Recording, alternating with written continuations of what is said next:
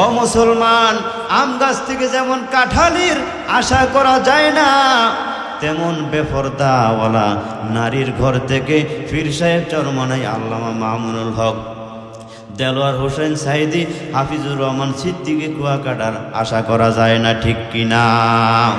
ও নবীর উম্মতের পর্দার আড়ালের মা, ভালো করে শোনো গো আম্মা জান, গুনাহের কোনো কাজ করিও না, সকাল সন্ধ্যায় কোরআনের উপর আমল করো গো মা।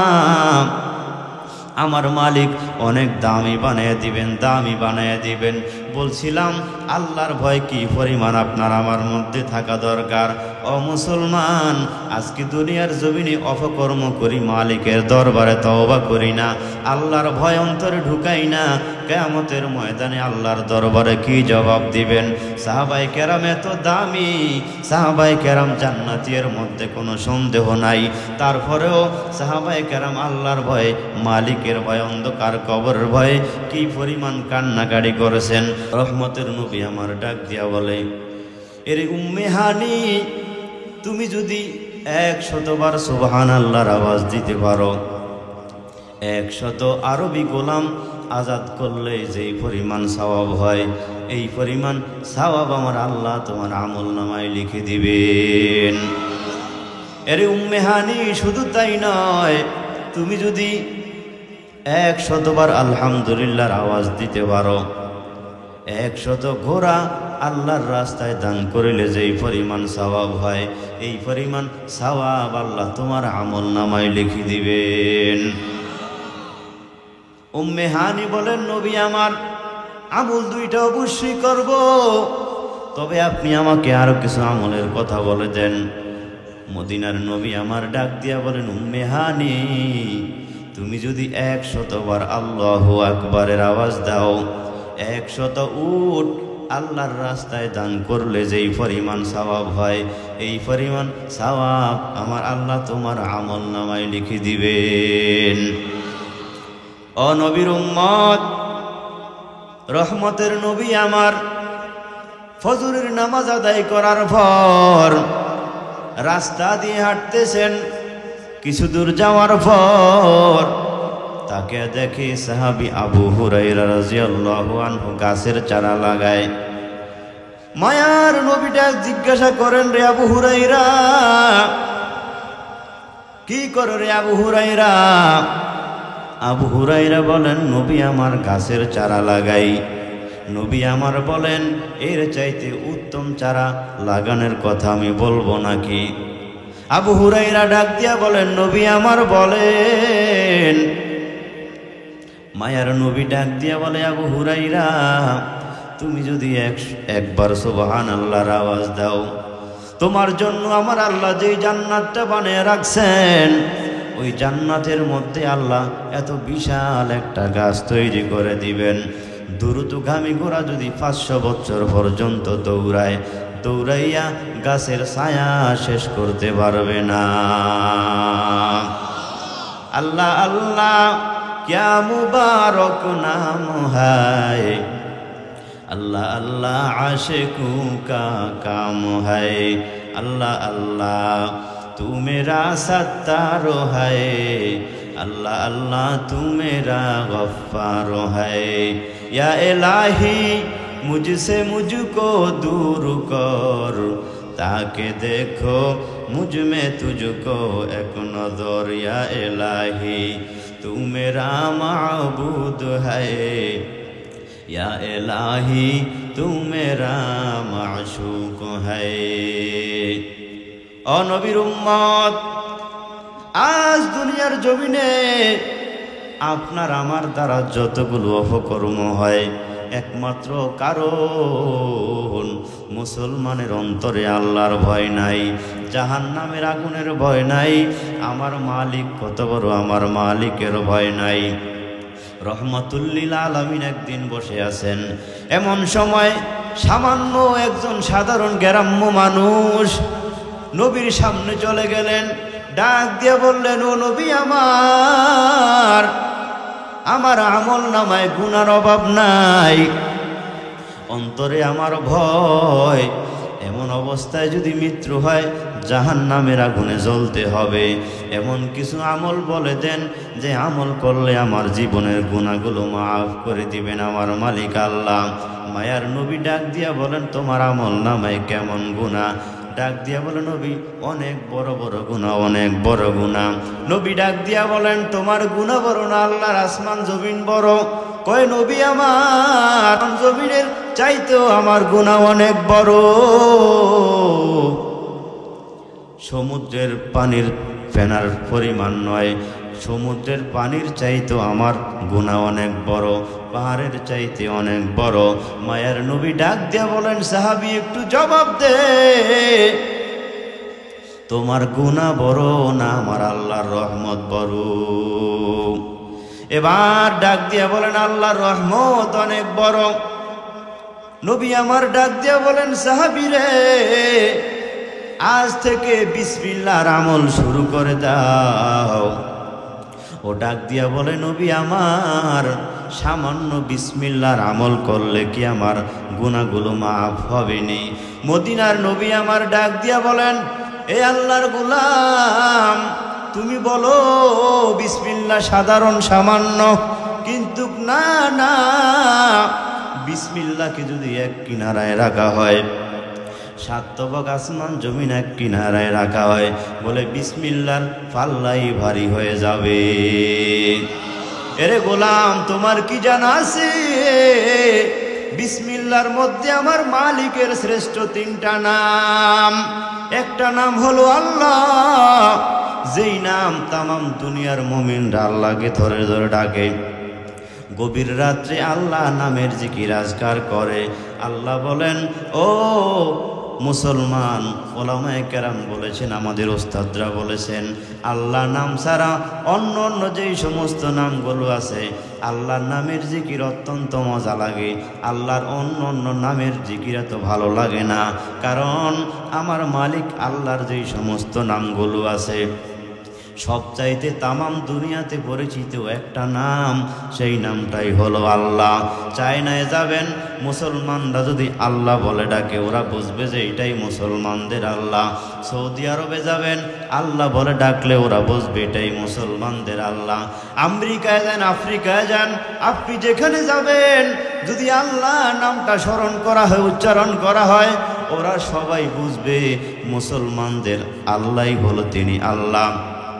অন্য অন্য নামগুলো সাধারণ ইহুদি খ্রিস্টান অন্য অন্য মানুষ এতটা চিনে না, আল্লাহর নামটা অনেক পরিচিত। আল্লাহ ডাক দিয়া বলে, গোলাম, 24টা ঘন্টা আমি আল্লাহ তোর জবানের দিকে তাকাইয়া থাকি, তুই আমি আল্লাহর নামটা ধরে একবারও ডাকো না।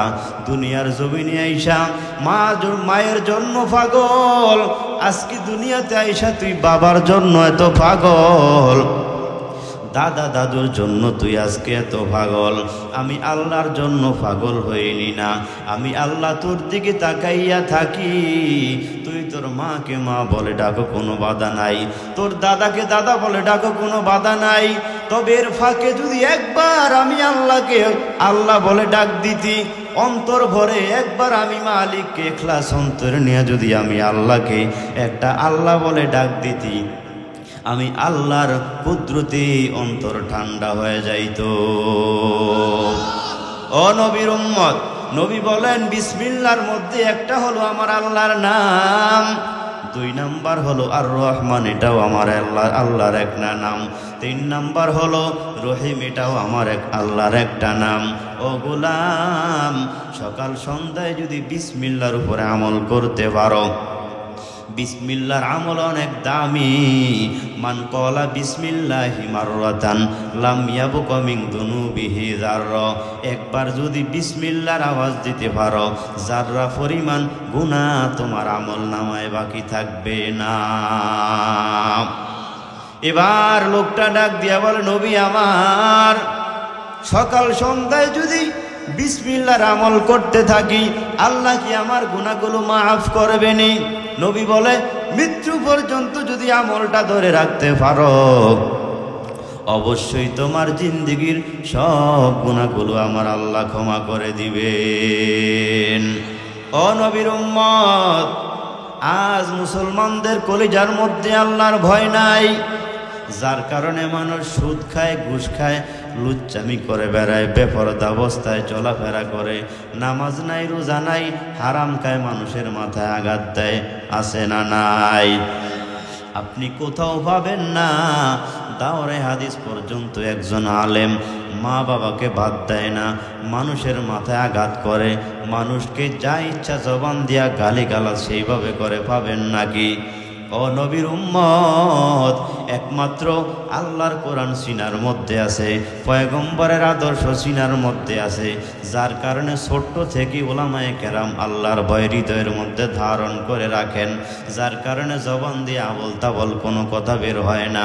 আল্লাহর কোরআনের বিরুদ্ধে, পয়গম্বরের আদর্শের বিরুদ্ধে কোনো কথাগুলো বের হয় না। এই জন্য আমি আপনাদেরকে বলবো আজ থেকে আল্লাহর ভয় কলিজার মধ্যে ঢোকান, অন্তরে ঢোকান। ইয়া আইয়ুহাল্লাযীনা আমানুত্তাকুল্লাহ হাক্কা তুকাতিহি ওয়া লা তামুতুন্না ইল্লা ওয়া আনতুম মুসলিমুন। জোরে বলেন আল্লাহু আকবার। আল্লাহ বলেন, মুমিনের দল, আমি আল্লাহর ভয় অন্তরে ঢুকাও, আমি আল্লাহকে ভয় করার মতো ভয় করো।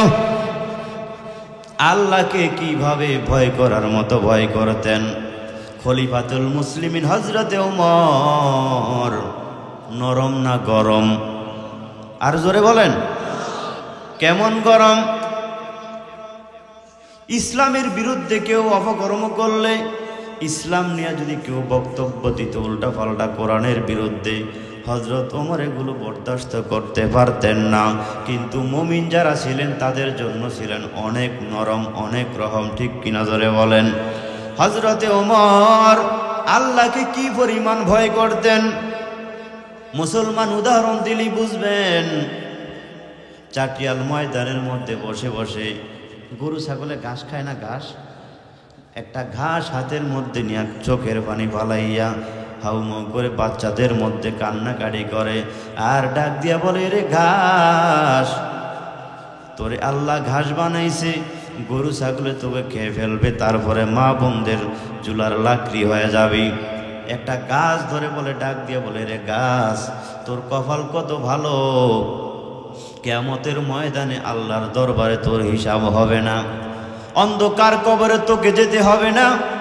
কিন্তু আমি উমর রে আল্লাহ মানুষ বানাইছেন, কিয়ামতের ময়দানে আমার মালিকের দরবারে দাঁড়াতে হবে, অন্ধকার কবরে আমাকে যেতে হবে, মুনকার নাকিরের প্রশ্নের উত্তরগুলো দিতে হবে। ওই অন্ধকার কবরে মুনকার নাকিরের প্রশ্নের উত্তর যদি আমি না দিতে পারি, উপায় থাকবে না। এরে ঘাস, এরে গাছ, মা বোনদের লাকড়ি একটা সময় হয়ে যাবি, যখন লাকড়ি হয়ে যাবি, ছাই হয়ে যাবি, তিনটা ভাগে বিভক্ত হব। একটা ভাগ বাতাসের সাথে ছাই উড়ে নিয়ে যায়, কে যায় না জোরে বলেন? আরেকটা ভাগ পানির সাথে মিশে যায়, আর একটা ভাগ হলো মাটির সাথে মিশে যায়। এরে ঘাস, তোর কপাল ভালো, কিয়ামতের ময়দানে আল্লাহর দরবারে দাঁড়াতে হবে না। কিন্তু আমি উমরকে আল্লাহ মানুষ বানাইছেন। চোখের পানি ফালাইয়া কান্নাকাটি করতে করতে চেহারার মধ্যে কালো দুইটা দাগ হয়ে গেল। কেউ ডাক দিয়া জিজ্ঞাসা করেন, ও ওমর, আপনি আমাদের প্রধানমন্ত্রী। হযরত ওমর আদা জাহানের খলিফা ছিলেন, বাদশাহ ছিলেন। তিনি যাররা পরিমাণ করো মানুষের উপর জুলুম অত্যাচার করেন নাই। গম চুরির মামলা নাই, লুচ্চামির কোনো মামলা নাই, রাস্তার টাকা চুরির কোনো মামলা নাই, এতিম বিধবাদের গরিবদের হক চুরির মামলা তার মধ্যে নাই, কম্বল চুরির মামলা নাই, রাস্তার কোটি কোটি টাকার ধন সম্পদ আত্মসাৎ করা তার অভ্যাস ছিল না, এগুলোর মামলা তার আমল নামায় নাই। এত বড় একজন দামি সাহাবী, নবী বলছে ওমর হলো জান্নাতের মেহমান। কারণ হযরত ওমর যখন ইসলাম গ্রহণ করলেন, ইসলামের রূপ আর অনেক পরিবর্তন আমার আল্লাহ করে দিলেন। ও নবীর উম্মত, ও নবীর উম্মত, জান্নাতের সার্টিফিকেট হযরত ওমর হাতে পেয়েছেন। তারপরে আমার মালিক আল্লাহকে কি পরিমাণ ভয় করতেন। চাটিয়াল ময়দানের মধ্যে বসে বসে কান্নাকাটি করেন। একজনে ডাক দিয়ে বলেন, উমর, আপনি তো জান্নাতের মেহমান, নবী বলছেন, হাদিস প্রমাণ, আপনার কোনো ভয় নাই, তারপরেও এই ময়দানের মধ্যে বসে বসে কেন কান্নাকাটি করেন? কান্নাকাটি করতে করতে চেহারার মধ্যে কালো দুইটা দাগ হয়ে গেল। অথচ আপনি আমাদের প্রধানমন্ত্রী, ডাক্তারের সাথে পরামর্শ করেন, কবিরাজের সাথে যোগাযোগ করে চিকিৎসা করে এগুলো ভালো করেন, কারণ প্রধানমন্ত্রীর চেহারা হবে অত্যন্ত স্মার্ট, দাগ থাকবে, এটা একটা ভালো দেখা যায় না। ও নবীর উম্মত, হযরত ওমর ডাক দিয়া বলেন, আমার এই কালো দুইটা রাগ কেন রাখলাম তোমরা কি জানো নাকি? কয় না গো ওমর, না না। হযরত ওমর বলেন, কিয়ামতের ময়দানে আমার মালিকের আদালত হবে অত্যন্ত কঠিন। আল্লাহ যেদিন কহারিয়তের সুরত ধরবেন, যেই দিন মূসা নবী দুনিয়ার জমিনে আল্লাহর সাথে তুর পাহাড়ে সওয়াল জবাব করতেন, আল্লাহর ভয়ঙ্কর রূপ দেখে মূসা নবী বলবেন নাফসি নাফসি, আদম নবী বলবেন নাফসি, ঈসা রুহুল্লাহ বলবেন নাফসি। আজকে আমার কি উপায় হবে? কিয়ামতের ময়দানে আজকে আল্লাহর এমন ভয়ঙ্কর অবস্থা, শুধুমাত্র গুনাহগারদের গুনার দিকে তাকাইয়া আমার আল্লাহ এত রাগান্বিত হয়ে যাবেন। ও নবীর উম্মত, মূসা নবী বলবেন, আল্লাহ আমার সাথে কত ভালো আচরণ দুনিয়ার জমিনে করেছেন, আজকে দিয়ে আল্লাহর রূপটা অনেক পরিবর্তন হয়ে গেল। সবাই বলে নাফসি, আমার কি উপায় হবে, আমার কি উপায় হবে? হযরত ওমর বলেন, ওই দিন আমারও মালিক যদি জিজ্ঞাসা করে, এরে ওমর, আমি তোমাকে এত দামি সম্মানের চেহারে বসাইলাম, আদা জাহানের প্রধানমন্ত্রী খলিফা আমি তোমাকে বানাইলাম, ওমর রে, তুমি আমি আল্লাহর জন্য কি আনছো? হযরত ওমর বলেন, আমি আমার মালিকের সামনে পেশ করব, ও মালিক, রাষ্ট্রের মধ্যে যারা পরিমাণ জুলুম অত্যাচার করি নাই, আমার কোনো আত্মীয় স্বজন, আমি যে এত বড় একজন বাদশাহ ছিলাম, আমার ভাই বেরাদার আত্মীয় স্বজন যারা, আমার ক্ষমতার দক্ষতা দিয়ে জনগণের উপর কেউ জুলুম অত্যাচার করতে পারে নাই। আপনি আমার যারা উজির আছে তাদেরকে এখানে আসতে উপস্থিত করায় দেখান, যারা পরিমাণ কোনো জুলুম অত্যাচার অন্যায় করি নাই, আমি তোমার হুকুমগুলো পরিপূর্ণভাবে মেনেছি।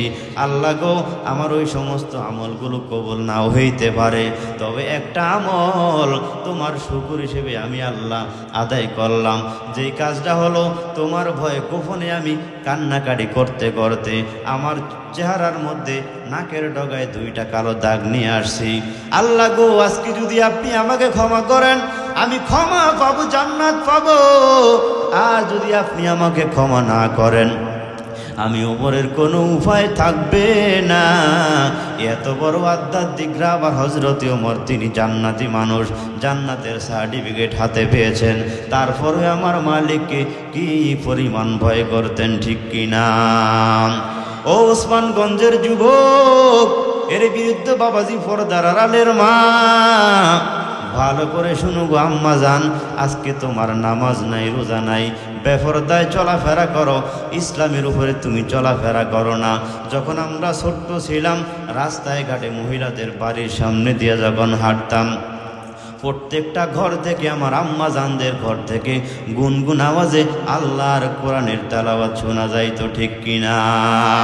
কিন্তু আজকে সেই আওয়াজ নাই, সেই কোরআনের আওয়াজ নাই।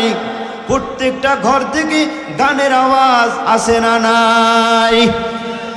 সারা রাত ভোর ইন্টারনেট চালু কইরা কানের মধ্যে ইয়ারফোন লাগায়া ভারতের বিভিন্ন নায়ক নায়িকাদের উলঙ্গ নর্তকীদের ছবি দেখা ঘুমটাকে নষ্ট করে আরামের ঘুম আল্লাহ তোমাকে নেয়ামত দিল। সারা রাতভর যুবক ভাই ইয়ারফোন দিয়া ছবিগুলা দেখা ফেসবুক ইন্টারনেট চালাইয়া ফজরের আগ মুহূর্তে যুবক ঘুমায়া যায়। যুবক মসজিদে আইসা নামাজ পড়তে আসে না, আসে না নাই? এরে আম্মা জান, আজ তুমি বলো, মাদ্রাসায় ছোট্ট ছোট্ট বাচ্চাদেরকে ভর্তি করায়, ডাক দিয়া বলে হুজুর আমার কথা শোনে না, মা বাবা কারো কথা মানে না, দাদা দাদির সাথে বেয়াদবি করে কারো কথা শোনে না। কিভাবে শুনবে? কারণ ওই বাচ্চা যখন আপনার গর্ভে ছিল, আপনার উচিত ছিল প্রতিদিন কোরআনুল কারিমের তেলাওয়াত করা, জিকির আজকার করা, পয়গম্বরের নামে দুরূদ শরীফ পড়া। এই আমলগুলো তো আপনি করেন নাই। আপনি বিভিন্ন সময় মোবাইলের মধ্যে ডাটা চালু কইরা নাটক দেখছেন, নাটক দেখেছেন, ছবিগুলা দেখছেন, নর্তকীদের নাচ দেখেছেন, যার কারণে আপনার সন্তান ফেডের সন্তান এমনই হয়েছে। ঠিক কিনা জোরে বলেন। আয়েশা ডাক দিয়া বলে, ও নবী আমার অন্তরে অত্যন্ত ভয়, না জানি আমি জাহান্নামের বাসিন্দা হয়ে যাই নাকি। নবী গো, আমি এত বড় একটা অন্যায় করে ফেলেছি, আল্লাহ যদি আমার অন্যায়কে ক্ষমা দুনিয়ার জমিনে না করে, কারণ দুনিয়ার আগুন সহ্য করতে পারবো, দুনিয়ার শাস্তি ভোগ করতে পারবো, কিয়ামতের ময়দানে জাহান্নামের আগুন আমি নারী বরদাস্ত করতে পারবো না। কারণ আল্লাহ বলেন জাহান্নামের আগুন এটা এমন একটা আগুন, দুনিয়ার আগুনের চাইতে 70 গুণ তাপমাত্রা বেশি। নাউজুবিল্লাহ। দুনিয়ার আগুনের সিস্টেম হলো, কারো যদি গায়ের মধ্যে লাগে আগে গায়ের পোশাক পরে, তারপরে পশম পরে, তারপরে চামড়া পরে। জাহান্নামের আগুন এমন ভয়ঙ্কর আগুন, মানুষের অন্তরে শরীরে লাগার সাথে সাথে মানুষের কলিজাকে গ্রাস করে ফেলবে। আল্লাহ গো, আপনি আমাদের সকলকে জাহান্নামের আগুন থেকে বাঁচিয়ে দেন। জোরে বলেন আমিন। ওই নারী ডাক দিয়া বলে, নবী আমার, আমি একটা অন্যায় করে ফেলেছি, আমার অত্যন্ত অনেক ভয়। নবী আমার ডাক দিয়া বলে, তুমি কি অন্যায় করেছ? ডাক দিয়া বলে, নবী আমার, আমি একজন জিনাকারিনী নারী, জিনার বাচ্চা আমার পেটে আছে। রহমতের নবী আমার ডাক দিয়া বলে, নারী রে, তোমার দ্বারা জিনা হইতেই পারে না, জিনা হতেই পারে না। ও ডাক দিয়া বলে, শয়তানের ওয়াসওয়াসায় পরে আমি জিনা করেছি, জিনার বাচ্চা আমার পেটে আছে, একটু বিচার করে দেন। দুনিয়ার আগুন, দুনিয়ার শাস্তি ভোগ করতে পারবো, জাহান্নামের শাস্তি ভোগ করতে পারবো না। আল্লাহু আকবার বলেন। ও নবীর উম্মত, নবী আমার ডাক দিয়া বলেন, নারী রে, জিনা করছো তুমি, অন্যায় অপরাধ তুমি, তোমার গর্ভের বাচ্চার কোনো অপরাধ নাই। যাও যাও, বাড়িতে চলে যাও, যতদিন পর্যন্ত তোমার বাচ্চা পেট থেকে খালাস না হবে, ভূমিষ্ঠ না হবে, শরীয়তের হদ আমি কায়েম করব না। ও নবীর উম্মত, কয়েক মাস পর আল্লাহর বান্দির গর্ভ থেকে বাচ্চা ভূমিষ্ঠ হয়ে গেল। ছোট্ট বাচ্চা নিয়ে কান্নাকাটি করতে করতে নবীর দরবারে চলে গেল, আর ডাক দিয়ে বলে, নবী আমার, দ্রুত বিচারটা করে দেন। কোরআনুল কারিমের যে একটা বিধান আছে, জিনার বাচ্চা যদি পেটে থাকে ভূমিষ্ঠ, এর শাস্তি কি আপনি জানেন? দুনিয়ার জমিনে বিচারটা করে দেন, কিয়ামতের ময়দানে আল্লাহর সামনে যেন আমাকে দাঁড়াতে না হয়। রহমতের নবী ডাক দিয়া বলেন, তোমার বাচ্চা হলো অত্যন্ত ছোট্ট বাচ্চা, আজকে যদি শরীয়তের হদ কাউকে কায়েম করে যদি আমি তোমাকে মৃত্যুদণ্ড দিয়া দেই, বাচ্চার তার ভার কে নিবে? সুতরাং যতদিন পর্যন্ত বাচ্চা নিজের খাবার নিজে না খাইতে পারবে, ততদিন পর্যন্ত বাচ্চা দৌড়াদৌড়ি করে হাঁটাহাঁটি না করতে পারবে, শরীয়তের হদ আমি কায়েম করব না। যাও, চলে যাও। 1.5 বছর অথবা 2 বছর পর্যন্ত বাচ্চার বয়স হয়ে গেল, দৌড়াদৌড়ি করে হাঁটতে পারে, নিজের খাবার বাচ্চা নিজেই খাইতে পারে। ও নবীর উম্মত, এমন সময় 2 বছর যখন পরিপূর্ণ হয়ে গেল, নবীর সামনে মহিলা বাচ্চাকে ছেড়ে দিল, হাতের মধ্যে একটা রুটি দিয়া দিল। নবী আমার তাকাইয়া দেখে, চিরে চিরে বাচ্চা নিজে রুটি খাইতে পারে। নবীর সামনে আবারও কান্নাকাটি করে বলে, ও নবী আমার, তাকাইয়া দেখেন, আমার বাচ্চা নিজের খাবার নিজে খাইতে পারে, দৌড়াদৌড়ি করে বাচ্চা হাঁটাহাঁটি করতে পারে। গুনাহগার মায়ের দরকার নাই, বিচারটা করে দেন। যদি এর আগে মৃত্যু হয়ে যায়, আল্লাহর দরবারে আমাকে দাঁড়াতে হবে, কিয়ামতের ময়দানে জিনাকারিনী নারীদের কারাতে দাঁড়াতে হবে। এরে আম্মা জান, ভালো করে শুনো গো আম্মা, আজকে দুনিয়াতে জেনা, ব্যভিচার, প্রেম, পরকীয়া, যত যা কিছু হয়, আমি যদি আপনারা যদি বলেন নারীদের কোনো দোষ নাই, অপরাধ নাই, পুরুষদের যদি 10% দোষ থাকে, আমি বলবো আমার আম্মা জান, নারীদের 90% দোষ। ঠিক না ভাই? ঠিক। কারণ আপনি যখন একটা মেয়ের কাছে কল দেন, আমার মেয়েরা, আমার আম্মা জানরা যদি মোবাইলে কলটা রিসিভ না করে, কল রিসিভ করে যদি আপনাকে বকাবকি করে, অপমান করে, কথা বলে, আপনার ইমেজ, মন মেজাজ এমনি নষ্ট হয়ে যাবে। তারপরে আপনি তার সাথে আর প্রেম করতে আসবেন না। আর যদি সুযোগ আপনি নিজেই দেন, তাহলেও বারবার আপনার কাছে আসবে। সমাজে খোঁজ খবর নিয়ে দেখবেন, যত বড় চরিত্রহীন মানুষ হোক, নারীর অনুমতি ছাড়া জেনা বেবিচার লুচ্চামি করার জন্য যারাই বিভিন্ন জায়গায় ধরা পড়ে, নারীর সহযোগিতায় ঘরে যায়। কোনো মা বোন যদি অন্য ভিন পুরুষকে এই সমস্ত অপকর্মের জন্য জায়গা না দেয়, কোনো পুরুষের সাহস নাই ভিন একটা নারীকে ধর্ষণ করবে, ঠিক না বে ঠিক? এরে আমার আম্মা জান, ভালো করে শুনো, আজ তোমার সংসারকে সুন্দরভাবে পরিচালনা করার জন্য আমার যুবক ভাই বাংলার জমিন ছেড়ে সৌদি আরবে থাকে, দেশের বিভিন্ন, সারা দুনিয়ার বিভিন্ন জায়গায় ভ্রমণ করে একমাত্র তোমার সুখ শান্তির জন্য। আজকে তুমি সুবর্ণ সুযোগ পাইয়া অন্যের শের সাথে, ছেলের সাথে, মামাতো দেবর, চাচাতো দেবর, আপন দেবরের সাথে প্রেম প্রীতি করো। কিয়ামতের ময়দানে আমার মালিক আল্লাহ সব কিছু ওপেন করাইয়া দিবেন। কিয়ামতের ময়দানে, হাসরের ময়দানের একটা কথা বলি, হাসরের ময়দানে মানুষগুলো দাঁড়িয়ে থাকবে আর ডাক দিয়ে বলবে, এখান থেকে দুর্গন্ধ আসে, বরদাস্ত করতে পারি না, ব্যাপারটা কিছুই বুঝলাম না। কেউ ডাক দিয়ে বলবে, ফেরেশতারা বলবে, ওই যে তাকাইয়া দেখো, অন্ধকার দেখা যায়, ওই অন্ধকারের মধ্যে এমন কিছু চরিত্রহীন নষ্ট মেয়ে এবং পুরুষ দুনিয়ার জমিনে আছে, যাদের স্বামী ঘরের মধ্যে ছিল, তারপরেও অন্য পুরুষের সাথে প্রেম প্রীতি প্রক্রিয়া, মোবাইলে কথাবার্তা বলতো, জিনা ব্যভিচার করত, বিবাহ হয় নাই, ভিন পুরুষের সাথে বিভিন্ন জায়গায় অপকর্ম করত। এই যে 14ই ফেব্রুয়ারি চলে গেল, বিভিন্ন জায়গায় দেখলাম প্রশাসন আলহামদুলিল্লাহ অনেক ছেলে মেয়েদেরকে বিভিন্ন জায়গায় দৌড়ানি শুরু করে দিল। বাংলার জমিনে প্রত্যেকটা নেতা এবং প্রশাসন যদি অলরেডি ঠিক হয়ে যায়, আমার বাংলার জমিনের যুবক এবং যুবকদের চরিত্র এত নষ্ট হবে না, ঠিক কিনা জোরে বলেন? ও নবীর উম্মত, আমাদের অর্জিত কামাই করা টাকায় বিভিন্ন জায়গায় সফরের নাম দিয়া যুবক যুবতী যার সাথে যার সম্পর্ক আছে, মোবাইলে আগেই যোগাযোগ থাকে, আমরা যদি ওখানে নাম দিয়া যাই, তুমি আমি বিভিন্ন জায়গায় অপকর্ম করব।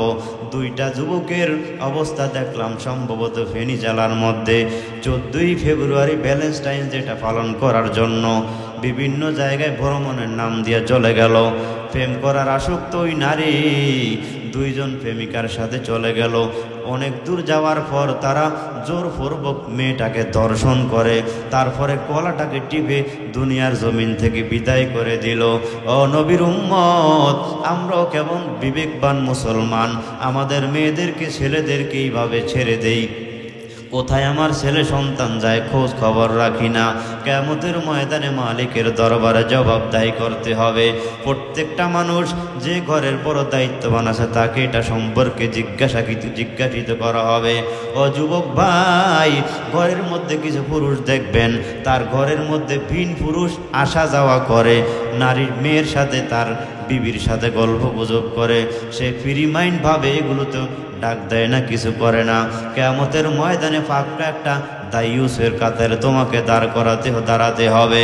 ফেরেশতারা বলবে, তাকাইয়া দেখো, দুনিয়ার জমিনে জিনা ব্যভিচার করেছে বিভিন্ন জায়গায়।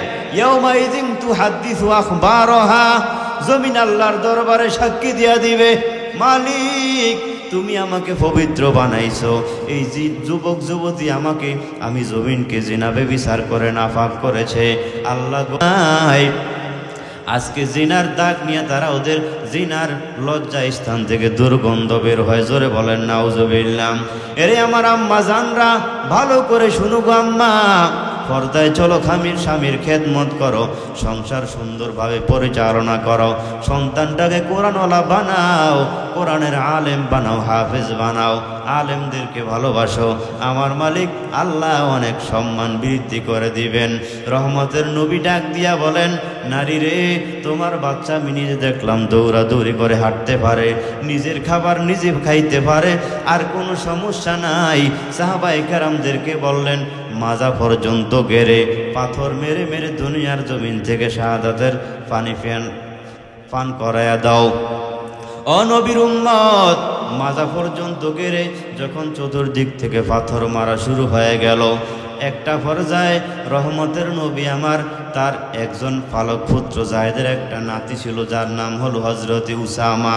হযরতে উসামা হাতের মধ্যে পাথর একটা নিয়া একবারে কিনারে যাইয়া মাথার মধ্যে এমন জোরে আঘাত করলেন, আঘাত করার সাথে সাথে রক্ত এবং মগজ মিশ্রিত আকারে হযরতে উসামার গায়ে পড়ছে। হযরতে উসামা বলে, সি, একটা নাফাক জিনাকারিনী নারীর রক্ত আমার গায়ের মধ্যে পড়ে গেল। নবী আমার ডাক দিয়ে বলে, উসামা সাবধান, ওরে নাফাক বলার কোনো সুযোগ নাই, কারণ ইচ্ছা করলে গোপনে আমার মালিক আল্লাহর দরবারে তাওবা করে নিতে পারত, কিন্তু কোরআনের একটা আইন আছে, জেনা ব্যভিচার করলে হাতে নাতে ধরা পড়লে সঙ্গে সার করতে হয়, মাজা পর্যন্ত গেড়ে দুনিয়ার জমিন থেকে বিদায় করে বিচার করতে হয়। ও মুসলমান, তামাম দুনিয়াতে আজ আল্লাহর কোরআনের আইন বাস্তবায়ন নাই।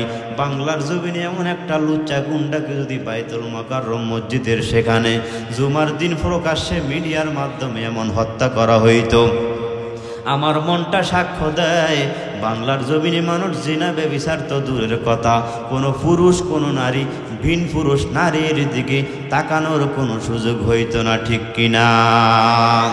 ও মুসলমান, আজ কোরআনের আইন নাই, কোরআনকে আমরা ফলো করি না, ইহুদি খ্রিস্টান বেঈমানদের আইনকে আমাদের ভালো লাগে, জোরে কোন কথা, ঠিক কিনা?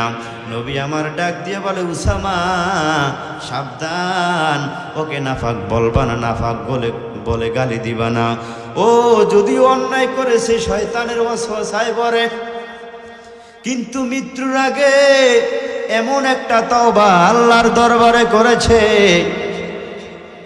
ওর তওবা আমার আল্লাহ এমন ভাবে কবুল করে নিলেন, ওর একার তওবা দিয়া গোটাই গ্রাম মহল্লার যত নারী পুরুষ আছে সবাই আল্লাহর তৈরি করা জান্নাতে যেতে পারবে। ইন্নাল্লাযীনা আমানু ওয়া আমিলুস সলিহাত কানাত লাহুম জান্নাতুল ফিরদাউসি নুজুলা। এটাই হলো আল্লাহর ভয়, আমার মালিকের ভয়। আজ আমার মালিকের ভয় নাই, অন্তরে আল্লাহর ভয় নাই, যার কারণে যা ইচ্ছা জবান দিয়ে আবল তাবল বলি, জোরে কোন কথা, ঠিক কিনা? ও নবীর উম্মত, অনুগ্রহ করে বলবো, দয়া করে বলবো, আল্লাহর ভয় অন্তরে ঢুকান।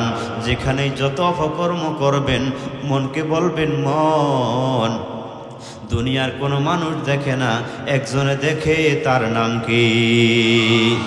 ইন্নাল্লাযীনা আমানু ওয়া আমিলুস সলিহাত, আল্লাহ বলেন যারা ঈমান আনবে, ঈমান আনার পরে নেক আমল করবে, কানাত লাহুম জান্নাতুল ফিরদাউসি নুজুলা, তাদের জন্য আমি আল্লাহ জান্নাতুল ফিরদাউসে জায়গা করে দিব। খালিদিনা ফিহা লা ইয়াবগুনা আনহা হিওয়ালা। সন্তান যখন কোনো অপকর্ম করে মা বাবা রাগান্বিত হয়ে বলে, তুই আমার সন্তান না, তোর কারণে আমার বদনাম হয়, তোর কারণে আমি চেহারা দেখাইতে পারি না, আমার ঘর থেকে দূর হ। মা বাবা সন্তানকে এমন বলে কষ্ট করে, কষ্টে অন্তর ফেটে যায়, যার কারণে সন্তানকে ঘর থেকে বের করে দেয়, জোরে কোন কথা, ঠিক কিনা? মালিকের কাছে বলবো, মালিক আপনি কি আমাদেরকে মা বাবার মতো রাগান্বিত করে জান্নাত দান করে আবার সেখান থেকে বের করে দিবেন নাকি? আল্লাহ বলে, না না না, আমি আল্লাহ দুনিয়ার মা বাবার মতো নয়, আমি আল্লাহ দুনিয়ার শ্বশুর শাশুড়ির মতো নয়, আমি আল্লাহ দুনিয়ার নেতার মতো নয়। নেতার পক্ষে স্লোগান দিলে নেতা খুব খুশি, একটু বিরুদ্ধে কথা বললে মাইর এবং জেলখানা আছে না নাই? আল্লাহ বলে, না না, আমি আল্লাহ এত দয়ার, আমি আল্লাহ এত মায়ার, তোমার জন্য যেই জান্নাত আমি আল্লাহ রেজিস্টার করে রাখলাম, তোমার নামে লিখে রাখলাম, আমি আল্লাহ তোমাকে একবার জান্নাতের মধ্যে প্রবেশ করাবো, কোনো দিন তোমাকে সেই জান্নাত থেকে বের করা হবে না। সুবহানাল্লাহ। বেগুনাহ না গুজাশতা বরমা সাআতে বা হুজুরে দিল না করদাম ততে বেগুনাহ না গুজাশতা বর্মা সাথে বা হুজুরে দিল না করদাম ততে। এর যুবক ভাই, আজকে যুবক আল্লাহ তোমাকে বানাইছেন, ইমান আছে কিন্তু নেক আমল করো না। ফজরে যখন মসজিদে নামাজ পড়ায়া মুসল্লিদের দিকে ফিরে বসি, তাকাইয়া দেখি সাদা দাড়িওয়ালা মুরব্বীদেরকে দেখা যায়, আমার সোনার টকবকে যুবকদেরকে মসজিদে দেখা যায় না। আছে না নাই? ও নবীর উম্মত, এর যুবক একটু তাকাইয়া দেখো, 10 বছর 15 বছর আগে তোমার এই বাবা মাথার চুলগুলো কালো ছিল, আজকে 10 বছরের ব্যবধানে সাদা হয়ে গেল। গালের মধ্যে দাড়িগুলো কালো ছিল, 10-12 বছরের ব্যবধানে সাদা হয়ে গেল। তোমার যুবক এই যৌবন থাকবে না। আল্লাহ বলেন সুম্মা রাদাদনাহু আসফালা সাফিলিন, আমি আল্লাহ আস্তে আস্তে তোমাকে নিচেই নামাইতে থাকবো। মানুষ রে, যখন বৃদ্ধ হয়ে যাইবা, কানের শ্রবণ শক্তি কমে যায়, চোখের পাওয়ার কমে যায়, চামড়াগুলো আস্তে আস্তে ঢিলা হয়ে যায়। যুবক, আজকে মসজিদের মিনারায় ফজরের সময় আজান হয়, আসসালাতু খায়রুম মিনান নাউম, নামাজ ঘুমের চাইতে নামাজ উত্তম। ঠিক না বে ঠিক? জোরে কন। আজকে তুমি মসজিদে যায় নামাজগুলো আদায় করো না। মুয়াজ্জিন ডাক দেয়, হাইয়া আলাস সালাহ, হাইয়া আলাস সালাহ, আসো নামাজ পড়ার জন্য মসজিদে আসো। মুয়াজ্জিন নিজের দিকে কিন্তু ডাকে না। কিয়ামতের ময়দানে জাহান্নামী যখন হয়ে যাইবা, হাজার হাজার বছর চিল্লা পাল্লা করে কান্নাকাটি করবা, আল্লাহ বলবে দুনিয়ার জমিনে মুয়াজ্জিনের মাধ্যমে আমি আল্লাহ তোকে 5 বার ডাকলাম, আমি আল্লাহ তোকে ফজরে ডাকলাম, মসজিদে পাইলাম না, জোহরেও ডাকলাম, জোহরে তুমি আমি আল্লাহর ডাকে সাড়া দাও নাই, আসরেও আসো নাই, মাগরিবেও আসো নাই, এশারে নামাজ আদায় করতে গোলাম তুই মসজিদে আসলি না। ও গোলাম, আজকে আমি আল্লাহ তোকে দুনিয়ার জমিনে কিয়ামতের ময়দানে পাত্তা দিব না। আজ দুনিয়ার জমিনে যারা 5 ওয়াক্ত নামাজগুলো আদায় করে, আল্লাহর হুকুমগুলো পরিপূর্ণভাবে মানে, আমার মালিক আল্লাহ তাদেরকে জান্নাত দান করবেন। তাদের দুনিয়াতেও কোনো ভয় নাই, পরকালেও তাদের কোনো ভয় নাই। জোরে কোন সুবহানাল্লাহ। এবার মুয়াজ্জিন কি বলবো? মুয়াজ্জিন ভাই, হাইয়া আলাস সালাহ, নামাজ পড়ার জন্য আপনি মসজিদে ডাকেন, নামাজ আদায় করলে কি লাভ হবে একটু বলে দেন। ফজিলত বললে নামাজ পড়া অনেক সহজ হয়। মুয়াজ্জিন তারপর পরই বলে, হাইয়া আলাল ফালাহ, হাইয়া আলাল ফালাহ।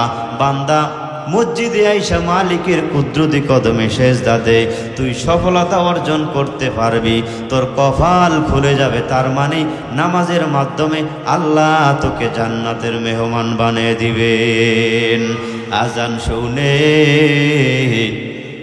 আসো যারা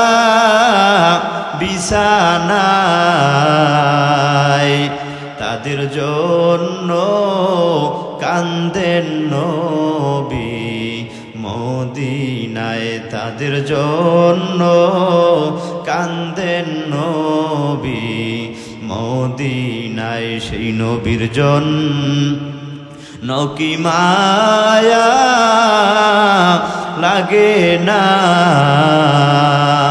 হায়রে যুবক নামাজ কেনে পড়ো না, হায়রে মানুষ মসজিদে কেন আসো না। আজান শুনে আসো যারা বিছানায়, তাদের জন্য কান্দেন নবী মদিনায়। ও নবীর উম্মত, আজ দুনিয়াতে সুযোগ আছে, 5 ওয়াক্ত নামাজ মসজিদে আদায় করি না, কিয়ামতের ময়দানে জাহান্নামী হয়ে গেলে আমার মালিক আল্লাহ পাত্তা দিবেন না।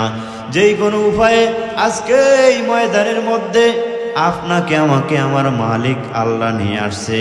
আজ থেকে তাওবা করেন, তাওবা করেন। কারণ কিয়ামতের ময়দান হবে অত্যন্ত কঠিন। আল্লাহর দরবারে কেউ পার পাবেন না। দুনিয়াতে প্রত্যেকটা গুনাহ করেন, ফেরেশতা কিন্তু আপনার আমার আমল নামায় লেখে কি লেখে না। ভালো একটা আমল করবেন, ডান কাঁধের ফেরেশতা লিখতেই থাকবে। ও নবীর উম্মত, ও নবীর উম্মত, ও মুসলমান, কিয়ামতের ময়দানে জাহান্নামের হুঙ্কার হবে অত্যন্ত কঠিন। ওই আযাব সহ্য করতে পারবি না রে বাবা। আল্লাহ বলেন, এই জন্যই আল্লাহ বলেন, ইন্নাল্লাযীনা আমানু ওয়া আমিলুস সলিহাত কানাত লাহুম জান্নাতুল ফিরদাউসি নুজুলা। ঈমান আনার পরে নেক আমল করলে আল্লাহ জান্নাত দিয়া দিবেন। জান্নাত থেকে আমার মালিক আল্লাহ আর বের করবেন না। আল্লাহ আয়াতের শেষ অংশে বলেন, ও দুনিয়ার মুমিন, ফামান কানা ইয়ারজু লিকা রাব্বিহি ফালইয়ামাল আমালান সলিহা ওয়ালা ইউশরিক বিইবাদাতি রাব্বিহি আহাদা। আল্লাহর সাথে সাক্ষাৎ করতে মন চায়? দেখি তো কারা কারা আল্লাহর সাথে সাক্ষাৎ করতে চায়। লিল্লাহি তাকবীর। আল্লাহ আজকের এই মাহফিলকে আপনি কবুল করেন। সকলে বলি আমিন। মাহফিলের জন্য যারা টাকা পয়সা দিয়ে সহযোগিতা করলো, যারা বুদ্ধি দিল, শ্রম দিল, সব ভাইকে আল্লাহ কবুল করেন। আজকের এই মাহফিল যেন আপনি হেদায়েতের জারিয়া হিসেবে কবুল করে নেন। সকলে বলি আমিন। তাহলে আল্লাহর সাথে সাক্ষাৎ করতে সবাই প্রস্তুত? দুইটা কাজ করা লাগবে। কয়টা কাজ? দুইটা কাজ। এক নাম্বার হলো ফালইয়ামাল আমালান সলিহা, অবশ্যই নেক আমল করা লাগবে। দুই নাম্বার হলো ওয়ালা ইউশরিক বিইবাদাতি রাব্বিহি আহাদা, আল্লাহর সাথে অন্য কাউকে শরীক করা যাবে? আরো জোরে বলেন, যাবে? কেউ যদি মনে করে আমার যে পীর আছে, এই পীরের এই গুণগুলো, এই গুণ আমার পীরও পারে, তার ঈমান থাকবে? কবরে যায় যদি আপনি সেজদা করেন, আপনার ঈমান আছে? ভণ্ড পীরের কদমে যদি পায়ের উপরে সেজদা দেন, আর ওই ভণ্ড পীর যদি তার মুরিদের সেজদা তার কদমে নেয়, পায়ে নেয়, ওইটাও মুশরিক, মুরিদও মুশরিক, দুইটা জাহান্নামী। নাউজুবিল্লাহ বলেন। বাংলার জমিনে ভণ্ড পীর আছে না নাই? আবার হক্কানি পীরও আছে না নাই? যাদের সেখানে গেলে আমল পরিবর্তন হয়, গাঞ্জাখোরও আল্লাহওয়ালা হয়। ঠিক কিনা জোরে কন? আমাদেরকে চিনতে হবে না, পরিচয় লাভ করতে হবে। ওয়াজ মাহফিল শোনেন, কিন্তু যে কোনো একজন হক্কানি আল্লাহওয়ালার সংস্পর্শে যাইয়া আমলকে পরিবর্তন করার দরকার আছে না নাই? জোরে কন। সম্মানিত হাজিরিন, যাদের বয়ানে চোখে পানি আসে, যাদের বয়ানে দিল নরম হয়, আমলের দিকে মানুষ ধাবিত হয়, বুঝবেন এরাই প্রকৃত আলেম। আর যেখানে গেলে মানুষ আগে বিড়ি টানতো, এখন গাঞ্জা টানে। আগে মোটামুটি দাড়ি ছিল, এখন সেখান থেকে আসার পর ক্লিন শেভ করে। বাংলার জমিনে এমনও কিছু পীর আছে যাদের গালের মধ্যে দাড়ি নাই, বিড়ি টানে, সিগারেট টানে, গাঞ্জা খায়, মেয়েদের সাথে গল্প গুজব করে, মেয়েদেরকে, মহিলাদেরকে ভিন্ন করে এক রুমের ভিতরে, খাস রুমের ভিতরে মুরিদ বানায়। আছে না নাই? পীর পূজা আর মাজার পূজা চলছে দেশটা জুড়িয়া, শিরিক বিদাত ভণ্ডামিতে দেশটা গেল ভরিয়া। আছে না নাই? গাজার কলকি টান মারিয়া, গাজার কলকি টান মারিয়া দেখায় খাজার শান। ওরা কিসের মুসলমান, ওরা কিসের মুসলমান? ওয়াজ মাহফিল হইলে কোথাও সেথায় যেতে চায় না মন, রাত বরিয়া দেখতে পারে সুন্দরী মাইয়ার নাচন। আছে না নাই? দুই আঙ্গুলের চিপায় আবার, দুই আঙ্গুলের চিপায় আবার বিড়ি মারে টান। ওরা কিসের মুসলমান, ওরা কিসের মুসলমান? নামাজেরই কইলে কথা দেখায় কত অজুহাত, মাজায় ব্যথা পায়ে ব্যথা আরো দেখায় গিরাবাত। আছে না নাই? নামাজেরই কইলে কথা দেখায় কত অজুহাত, মাজায় ব্যথা পায়ে ব্যথা আরো দেখায় গিরাবাত। রুকু সেজদা করতে নাকি, রুকু সেজদা করতে নাকি মাজায় লাগে টান। ওরা কিসের মুসলমান, ওরা কিসের মুসলমান? মেয়ের বাবা মেয়ের চিন্তায় চোখের জলে ভাসায় বুক, ছেলের বাবা ছেলে দিয়া করাইয়া লইবে যৌতুক। গজব আছে না নাই? এই জন্যই যার 3টা মেয়ে হয় আল্লাহ 15 লক্ষ টাকা গুনতে হবে। মেয়ে হইলি জাহিলিয়তের যুগের মতো মানুষ ভয় পায়। যুবক ভাইরা যারা আছেন ওয়াদা করেন আল্লাহর দরবারে যৌতুক ছাড়া বিবাহ করবেন। রাজি আছেন তো সবাই? আল্লাহ সবাইকে আমল করার তৌফিক দান করেন। বুড়ারা হাত উঠা নাই, বুড়ারাকে আমরা তো হাত উঠাই নাই, কারণ যৌতুক তো শ্বশুর বাড়ি থেকে ছেলেরা চায় না, মা এবং বাবা নিজেরাও চায় না, অন্য লোক দিয়ে চাওয়ায়। ঠিক কিনা স্যার? এখন উকিল বাবা আছে না, উকিল বাবা দিয়া চাওয়ায়, কয় আমার ছেলে আলহামদুলিল্লাহ ধার্মিক, খুব এই মসজিদের হুজুরের সাথে সম্পর্ক আছে, চরমনা যায়, তাবলিগ যায়, আমরা কোনো সময় কারো থেকে যৌতুক খাইও না। যৌতুক আল্লাহর কোরআনও হারাম, নবীও কইছে হারাম, হুজুররাও কয় হারাম, পীর সাহেব চরমনায় তিনিও বলেন হারাম। অতএব আমরা যৌতুকের ধারধারি। তবে যুগ উপযোগী হিসেবে বিআই সাহেব আপনি যদি 10 লক্ষ টাকা আপনার জামাইকে দিয়ে দেন, এটা আপনার মেয়েরই থাকবে, এটা আপনার জামাইরই থাকবে, তাহলে এগুলো কি যৌতুক হয় না? আপনারা দেখছেন চরবেশনে একটা দুর্ঘটনা ঘটছে।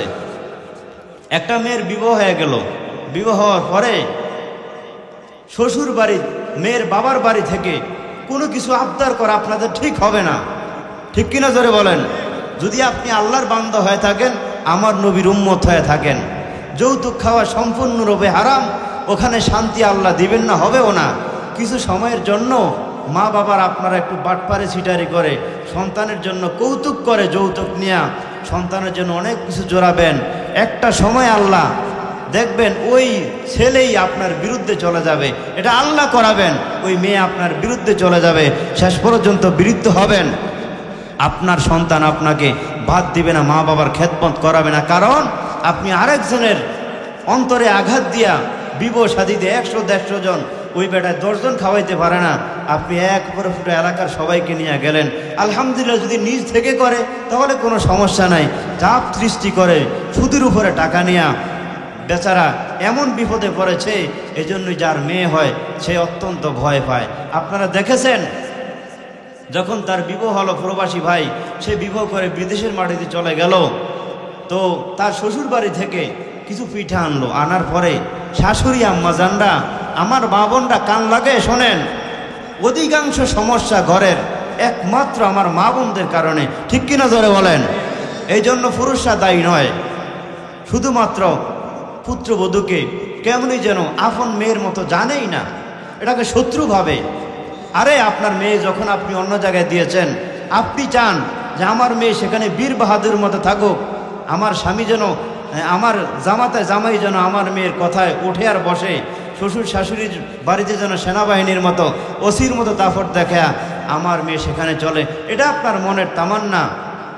আপনার মেয়ের যেমন জন্য কষ্ট হয়, অন্যের মেয়ে যখন আপনার ঘরে আনেন, এটাকে যদি আপনার মেয়ের মতো আদর করেন, অবশ্যই সেই মেয়েও আপনাকে সেই মতোই সেভাবেই ভালোবাসবে। ঠিক না জোরে বলেন? আজ আপনি আমি পরের ঘরের মেয়েদেরকে আইনা ভালো বস্তুগুলি আমরা আত্মীয় স্বজন মিলে সবাই খায়া একবারে হাড্ডি উড্ডি যা আছে এগুলো রাখি, দদি মদি যা আছে সব নিজেরা খায়া পরের মেয়েকে ভালো জানি না। আলহামদুলিল্লাহ অনেক শাশুড়ি আম্মা জানরা আপনারা খুব ভালো, এগুলো আপনারা খেয়াল করেন। নিজেদের পুত্রবধূদেরকে জোর করে খাওয়ায় যে তুমি আমারই তো মা, আমার মেয়ে নাই, আমার মেয়ে অন্য বাড়িতে চলে গেছে। সুতরাং আপনি যদি আপনার সেই পুত্রবধূর উপরে জুলুম করেন, আপনার মেয়েকেও আল্লাহ সেই স্থানে ভালো থাকতে দিবে না, কারণ সব ক্ষমতার মালিক কে? সম্মানিত হাজিরিন, আসুন তো বলছিলাম, যখন মেয়ের বাড়ি থেকে, বেআইন বাড়ি থেকে পিঠা নিয়ে আসছে, পুত্রবধূকে বাজে কথা, এগুলো নিয়ে তোর বাপ মায় বানাইতে পারে, তোর এলাকার মানুষ এই ফিডা বানায়, এগুলি ফিডা, কুত্তেও তো খায় না আমাকে দেশের, এমন বলে কি বলেন? আর জোরে কন মিয়া, এগুলো ফালাই দিলে কুত্তেও খাইব না, কুত্তে খায়ও কুত্তার অবশ্য হবে। আরে অথচ কত কষ্ট করে, কোনো মানুষ চায় না যে আমি একটা পিঠা বানাই আমার বিয়ে বাড়িতে পাঠাই, এটার বদনাম হোক, দোষ হোক, কেউ চায় নাকি? এই যে মাইকওয়ালারা মাইক চালায়, এরা চায় যে প্রত্যেকটা প্রোগ্রাম যাতে সুন্দর হয়, কারণ এক জায়গায় প্রোগ্রাম যদি বদনাম হয়, 10 জায়গার পাবলিক হুজুরা সরাইবে, ভাই ওই মাইক আইনেন না, বক্তাকে গলা শেষ, বয়ানও ভালো করতে পারে না, শ্রোতারও ভালো করে শুনতে পারে না। অতএব প্রত্যেকটা মানুষ যার যার স্থান থেকে চেষ্টা করে ভালো করার, কিন্তু যখন শাশুড়ি আম্মা যান বাজে কথা বলে, খোটা দেয়, নতুন মেয়ে তো, এই মেয়ে কলেজে লেখাপড়া করছে, আলিয়া মাদ্রাসায় মহিলা মাদ্রাসায় লেখাপড়া করছে, কাম কাজ কি কোনোদিন করতে পারে নাই। আপনি তো ঘরের পুরাণ কর্তা, আপনি যোগ্য শাশুড়ি হিসেবে আপনি 1 বছর নয় 2 বছর পর্যন্ত আপনি তাকে কাজ শিখাবেন। মা, এটা এইভাবে না করে এইভাবে করো, এটা এইভাবে না করে এভাবে করো। কিন্তু একটু যদি উল্টা পাল্টা হয়ে যায়, মানে তেলকে তিল বানায়া এটাকে বিশাল আকার ধারণ করে, এমন আচরণ করি যার কারণে মেয়েটা গভীর রাত একা একা কান্নাকাটি করে। এমনও খবর আমাদের কাছে আছে। এমন অবস্থা হয় কি হয় না? শেষ পর্যন্ত ওই মেয়েটা দেখে ওই ছেলেটাও মা বাবার কথা শোনে, মেয়ের কথাই পাত্তা দেয় না। এগুলো ভুল যুবক ভাইরা। আপনি ঘরের বিচারক, জুলুম অত্যাচার হইতে পারে আপনার বউর উপরে, আপনার ওয়াইফের উপরে। আপনি এটা তদন্ত করেন, মা বাবাকে বুঝান। মা বাবা থেকে বিবি নিয়ে আলাদা হয়ে ডাকা যাবেন, দরকার নাই। মাকে মায়ের স্থানে বুঝান এক সময় নিয়ে, মা ও আসছে, ও তো আজীবন পড়ালেখা করছে, কাজ কাম শিখে নেয়। মা, আপনি যদি মেয়ের মতো আদর করেন, কাজ শিখিয়ে নেন, অনেক লাভ হবে। এমন বললে মা বোনরা কি অবশ্যই শুনবে কি শুনবে না? আমরা কি করি? মা বাবার কথা শুই নেই, গরু ছাগলের মতো মারামারি করি, আছে না নাই? তো মেয়ে দেখে যে কিরে, ওদিক দিয়ে আমার মা বাবাও খুব রাগী, কয় তুই খারাপ। খারাপ না হইলে ওরা তো এলাকার মানুষ, এরা ভালো, এরা যে কেমন খারাপ, আশেপাশের মানুষ তাদের ভয়ে বলে না, অত্যন্ত জঘন্য, আরও খারাপ। শেষ পর্যন্ত স্বামীর কাছেও দাম নাই, শ্বশুর শাশুড়ির কাছেও কষ্ট করে দাম নাই। এই জন্য কী করবে? স্বামীকে ভিডিও কলের মাধ্যমে কয়, দেখো তুমি আমাকে প্রবাসে রেখা গেলা, তুমি আমার কথা বিশ্বাস করো না, আমার উপরে যে কি নির্যাতন তোমার মা বাবা করে। যেহেতু আমার দুনিয়াতে আর শান্তি নাই, লজ্জা, আমি সবসময় চোখের পানি ঝরে, এই কারণে আমাকে মারতে আসে সবাই মিলে, ননদ সহ। আমি আর দুনিয়া এটার জন্য আমার জাহান্নাম হয়ে গেছে, যাই যাই আল্লাহর তৈরি করা জাহান্নামই চইলা যাই। এইভাবে নিজের গলায় ফাঁস দিয়ে মেয়েটা মরে গেছে। দেখছেন না আপনারা অনেক যুবক ভাইরা? এগুলো কেন আপনারা করেন? এগুলো খুব খারাপ, এগুলো করবেন না, সম্পূর্ণ হারাম। প্রত্যেকটা ঘরের মানুষ, কারো উপরে কেউ যদি জাররা পরিমাণ জুলুম করে, আপনার বিবি আছে, আপনার মা আছে, জাররা পরিমাণ যদি জুলুম তাদের উপরে করেন, কিয়ামতের ময়দানে আপনার মতো স্বামী, আপনার মতো ছেলে, আপনার মতো শাশুড়ি আল্লাহর দরবারে জালেমের কাতারে দাঁড়াইতে হবে। ঠিক কিনা জোরে কন? মেয়ের বাবা মেয়ের চিন্তায় চোখের জলে ভাসায় বুক, ছেলের বাবা ছেলে দিয়া করাইয়া লইবে যৌতুক, অনেক টাকা যৌতুক নিবে, অনেক টাকা যৌতুক নিবে। ছেলের বাবার প্ল্যান, ওরা কিসের মুসলমান, ওরা কিসের মুসলমান। এই দুনিয়ার মোহে পড়ে অনেক মুসলমান, নামাজ রোজা সব ছাড়িয়া শোনে টিভির গান। ওরা কিসের মুসলমান, ওরা কিসের মুসলমান। আছে না নাই? যারা আল্লাহর বান্দা, নবীর উম্মত দাবি করবে, যে কথাগুলো বললাম, এই সমস্ত অপকর্ম আমাদের দ্বারা হইতেই পারে না। আমার নবী কি শ্বশুর বাড়ি থেকে এরকম আপনাদের মতো কি চাঁদা তুলে আনছেন নাকি? অতএব সেই নবীর উম্মত যদি দাবি করে থাকেন, তাহলে এই কাজগুলো করা যাবে। রেডি থাকেন। আপনি যদি আপনার শ্বশুর বাড়ি থেকে যেই পরিমাণ টাকা আনবেন, আল্লাহ সেই পরিমাণের 10 ডবল আপনার সংসার থেকে আল্লাহ ধ্বংস করে নিয়ে যাবেন। কিভাবে নেবেন সেটা একমাত্র আমার মালিকই জানেন। সম্মানিত হাজিরিন, আপনারা জানেন একটা শ্রেণীর মানুষ একসময় বাংলাদেশে জুলুম অত্যাচারে স্ট্যাম্প রোলার চালাইছে। এই জন্য সাধারণ দলীয় মানুষ কিন্তু দায় নয়, শুধুমাত্র 2-1টা লোকের কারণে হয়েছে। তারা বলছে যে হয়তোবা তাদেরকে কেউ সরাইতে পারবে না, কিন্তু আল্লাহ তো জানেন, আল্লাহ দেখেন যে তামাম দুনিয়াতে কোনো ইহুদি খ্রিস্টানের উপরে যদি কোনো মুসলমান নির্যাতন করে, আল্লাহ এগুলো বরদাস্ত করে না। সভাপতি সাহেব কি বলেন? আল্লাহ সবারই মালিক। আপনি একটা কুকুরের উপরে নির্যাতন করবেন, আল্লাহ এটা বরদাস্ত করবে না। যদি আপনার ক্ষতি করে থাকে, আঘাত করেন, অন্যায়ভাবে কোনো দিকে ইহুদি খ্রিস্টানদের উপরে কোনো মুসলমান যদি জুলুম করে, আল্লাহ এটাকে বরদাস্ত করেন না। সুতরাং এটার দ্বারাই বোঝা গেল যে আল্লাহ আছে, একজন ফরমান মুসলমান বিশ্বাস হয়। দুর্বল হয়ে গেছে না? শক্তি কমে গেছে না? চোখের পাওয়ার কমে গেছে না? আল্লাহু লা ইলাহা ইল্লা হুয়াল হাইয়ুল কাইয়্যুম। আল্লাহু আকবার বলেন। আল্লাহ বলেন আমি আল্লাহ আগেও যেমন ছিলাম এখনও তেমনই আছি, ভবিষ্যতেও তেমনই থাকবো। সুবহানাল্লাহ পড়েন। আমরা সেই আল্লাহর গোলাম, এক নবীর উম্মত। এজন্য আল্লাহ আপনাকে আমাকে হিন্দুর ঘরে পাঠাইতে পারত, ইহুদি খ্রিস্টানদের ঘরে পাঠাইতে পারত, গরু ছাগল বানাইতে পারত, আখিরি জামানার উম্মত নবীর উম্মত না বানায় অন্য নবীর উম্মত বানাইতে পারত। এজন্য এই নিয়ামতগুলো যে আল্লাহ বিনা দরখাস্তে দান করলেন, আপনারা খুশি না বেজার? সম্মানিত হাজিরিন, বলছিলাম বাংলার জমিনে যেমনটা হক্কানি পীরও আছে তেমনটা ভণ্ডও আছে। আমরা বিভিন্ন জায়গায় দেখলাম বৈষম্য বিরোধী ছাত্র আন্দোলনের ভাইরা তারা বলছে দেশকে প্রত্যেকটা সেক্টর থেকে আমরা সংস্কার করেই ছাড়ব। বাংলার জমিন যেহেতু পবিত্র করার উদ্যোগ নিয়েছি, তাহলে সবচেয়েতে আমি যে বললাম আল্লাহ বলছেন দুইটা কাজ ন্যাক আমল অবশ্যই করতে হবে। 2 নাম্বার হলো শিরিক বিদাত করা যাবে। বর্তমানে বাংলার জমিনে শিরিক বেদাত কম হয় না বেশি হয়? আরো জোরে কন। আপনারা কি মাজারের পক্ষে? আমরাও আল্লাহর ওলি যারা সত্যিকারের মাজারের পক্ষে ছিলাম, কিন্তু তামাম দুনিয়াতে একটা মাজারও বর্তমানে সারা বাংলাদেশে মাজারগুলো আছে গাঞ্জার আসল সেখানে বয়, বেফর্দ অবস্থায় নারীদেরকে মুরিদ বানানো হয়। সুতরাং আমার বাংলার জমিনে সেদিন শাহালির মাজার দেখলাম। শাহালি রহমতুল্লাহ আলাই এত বড় একজন আল্লাহওয়ালা ছিলেন। ঢাকার মিরপুর যারা গিয়েছিলেন দেখলেন, প্রশাসনিকভাবে দেখলাম ভাইরা সেনাবাহিনী, র্যাব, বিজিবি সহ পুলিশ সহ অনেকগুলো অস্ত্র, তারপরে গাঞ্জার যে কলকি আছে এগুলো তারা উদ্ধার করেছে। তো একটা গাঞ্জাখোর এই পর্যন্ত আপনার দাড়ি জট পড়ে গেছে, মোষের বাহারে মুখই দেখা যায় না, আছে না নাই? চুলগুলোর মধ্যে জট পড়ে গেছে, 2 হাতের মধ্যে গাঞ্জার শট, পিঠে আছে সালার শট। এই নাকি মারিফাতের সম্রাট, নাউজুবিল্লাহ বলেন।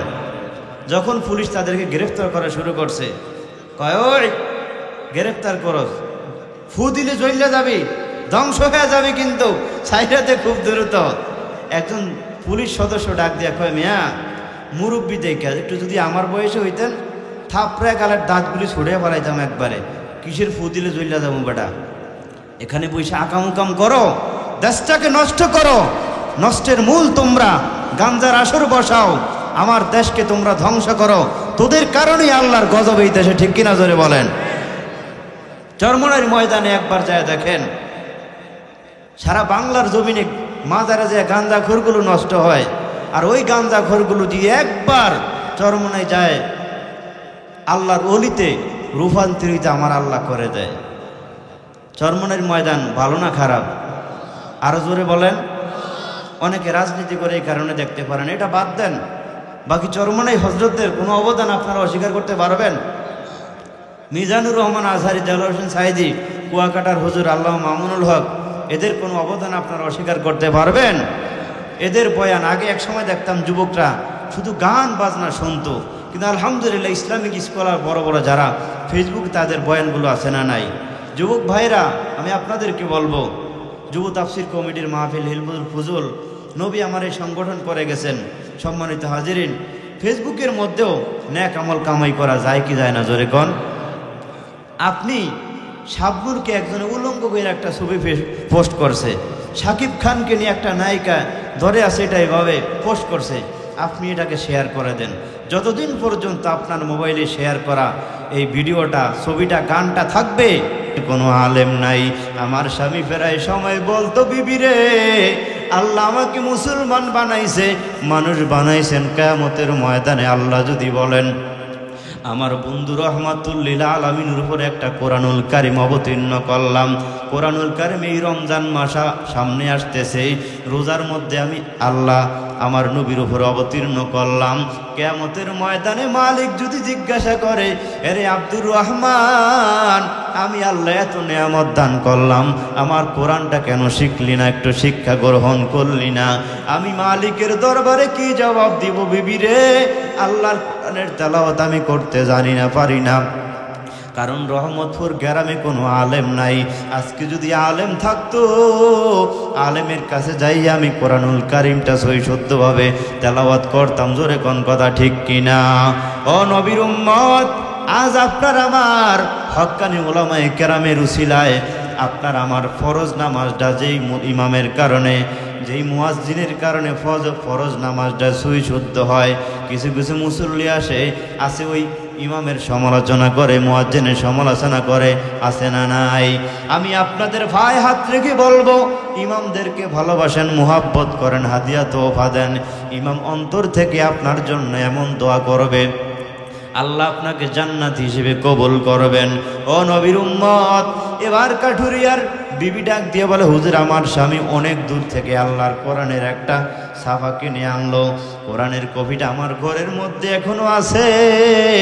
যখন সন্ধ্যা হয়ে যায় আমার স্বামী ঘরের মধ্যে নামাজ আদায় করে, কোরআনুল কারিমটা এইভাবে তিনি প্রত্যেকটা দিন দেখতাম রাত্রে এবং সকালে এইভাবে কোরআনের মধ্যে হাত ঘুরায় আর বলে, হাযা মিন কালামি রব্বি, হাযা মিন কালামি রব্বি, হাযা মিন কালামি রব্বি। এটা আমার মালিকের কালাম। কপাল বড় খারাপ, রহমতপুর গ্রামে কোনো হক্কানি আলেমের আগমন নাই, মাদ্রাসা নাই। আজকে আলেম থাকলে কোরআনুল কারিমটা শিক্ষা করতে পারতাম। হুজুর গো, আমার স্বামী এই কথাগুলো বলতো আর চোখের পানি ফালাইয়া কান্নাকাড়ি করতো।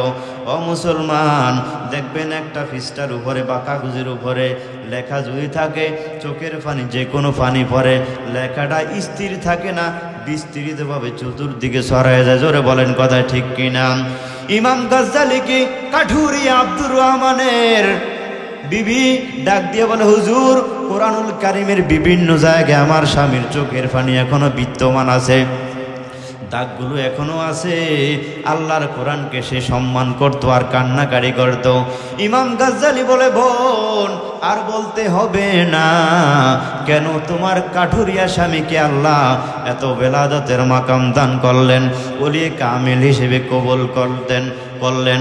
তোমার স্বামী কোরআনুল কারিমের তেলাওয়াত জানতো না, হৃদয়ের মধ্যে একটা জ্বালা ছিল, কষ্ট ছিল, কোরআনের মুহাব্বত ছিল, যার কারণে আমার আল্লাহ লোকটা মারা গেছে। এই জামানার সবচেয়ে বড় আলেম আমি ইমাম গাজ্জালি, স্বপ্নের মধ্যে আমাকে হুকুম করা হলো, অমুক জায়গায় ওলিয়ে কামেল মারা গেল। যা কি বললাম সবাই তুচ্ছ করলো, একটা কাঠুরিয়া মারা গেছে। কোরআনের এই মুহাব্বত, কোরআনকে সম্মান করার কারণে তোমার স্বামীর কবরটা সাধারণ কবরে নাই, আল্লাহ তোমার স্বামীর কবরটাকে জান্নাতের বাগান বানিয়ে দিয়েছেন।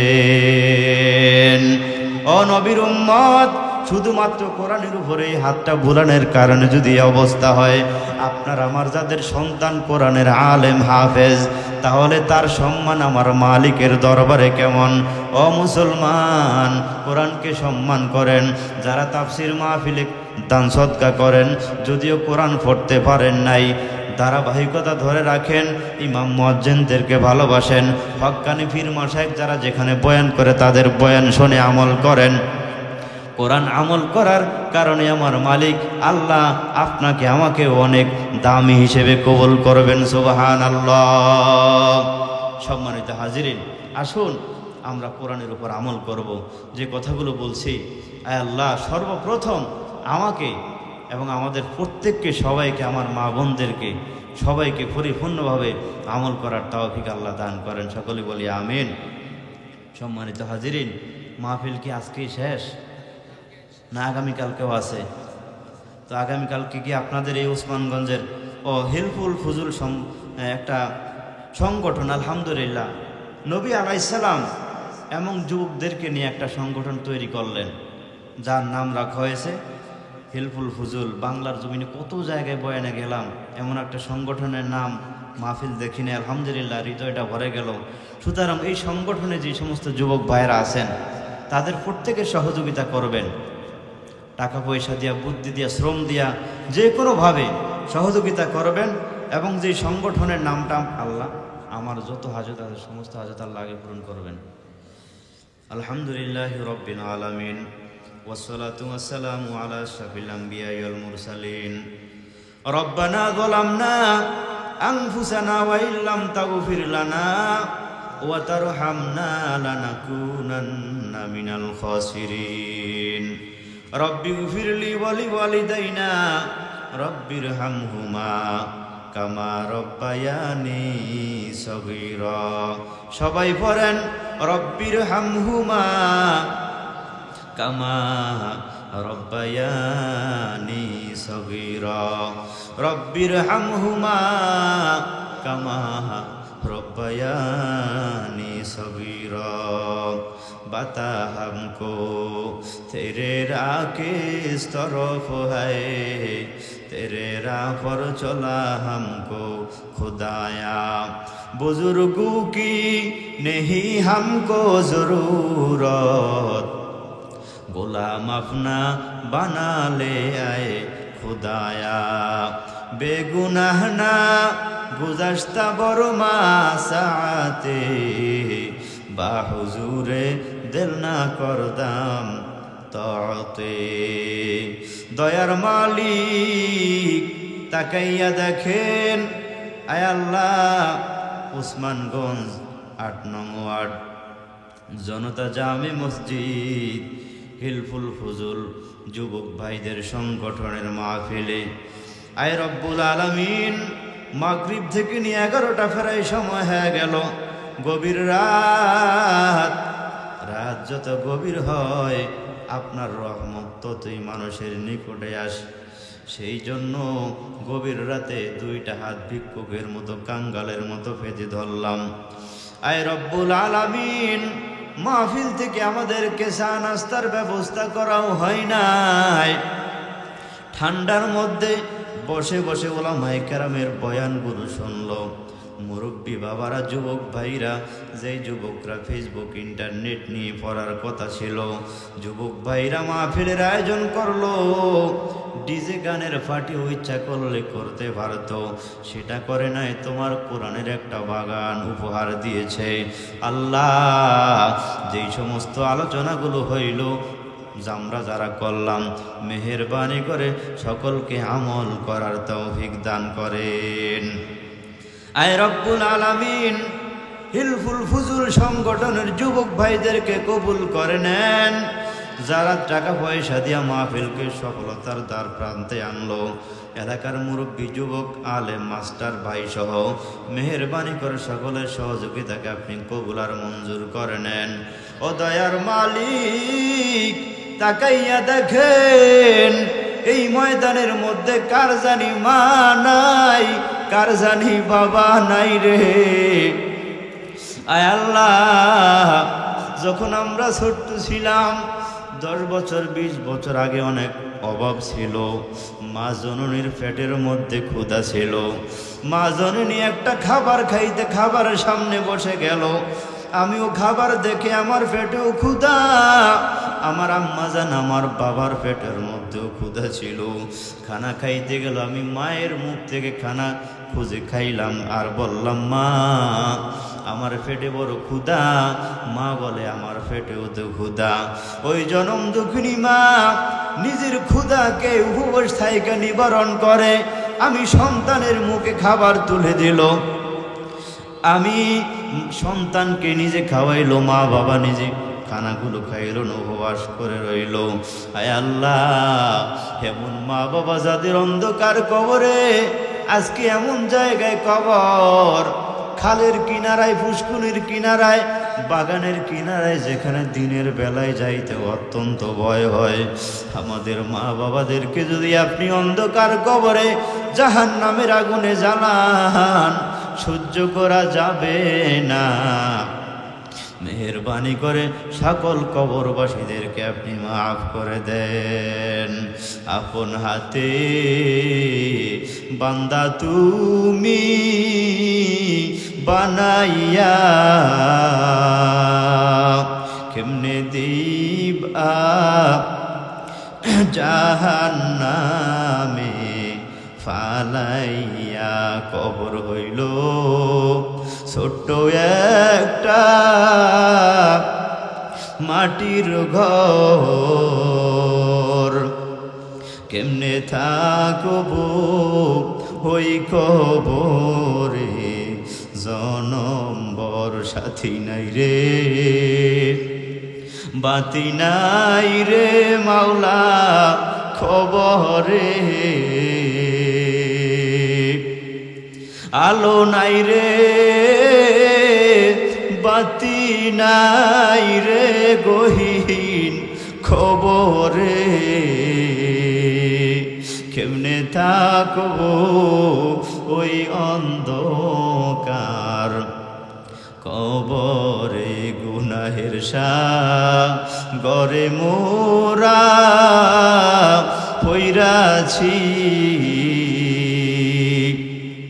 রহমানুর রহিমের রশি ধইরাছি রহমানুর রহিমের রশি ধইরাছি আয় রব্বুল আলামিন এই ময়দানের দিকে তাকাইয়া দেখেন কে যেন জনম দুঃখিনী মা অন্ধকার কবরে রাইখা কান্নাকাটি করে কার যেন বাবা নাই যেই বাবা মাথার গাম পায় ফালাইয়া আমি সন্তানের জন্য কত কষ্ট করলো আজ ওই জনম দুঃখিনী বাবা যদি আমার অন্ধকার কবরে জাহান্নামে থাকে আয় মালিক এই মাহফিল থেকে আপনার কাছে আবদান করে অনুগ্রহ করে দয়া করে বলি মেহেরবানি করে আপনি আমাদের আব্বা আম্মার কবরের মধ্যে আযাব দিয়েন না গো আল্লাহ নানা নানুর কবরে আযাব দিয়েন না আদরের কলিজার টুকরা দাদা দাদুর কবরের মধ্যে আযাব দিয়েন না